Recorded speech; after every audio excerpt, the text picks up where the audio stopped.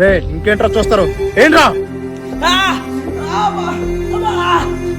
అన్నా ఎంత కొట్టి నీకు చావని పోము ఏం చేయలేండి. చూస్తావేంట్రా బీర్ బాటిల్ ఏంట్రా? అన్నా మనం కొట్టిన డబ్బులకి కామెంట్ కలిపినట్టు ఉన్నాడు, ఏం చేద్దాం? రేపే కదరా నా పెళ్ళి, అంత బేగ వీటిలాగలే రండి. ఖుషి మన ఇద్దరికి పెళ్ళి 2 నెలలు అవుతుంది, నువ్వు ఇంకా మారవా? ఎలా మారమంటావు? నా మనసులో ఎవరున్నారు నీకు తెలీదా? అదంతా అప్పుడు, ఇక నుంచి నువ్వు నాతో కాపురం చేస్తావా చేయవా? ఎలా చేయమంటారు? నా సర్వస్వం ఆ రాజుగాడే అనుకున్నా.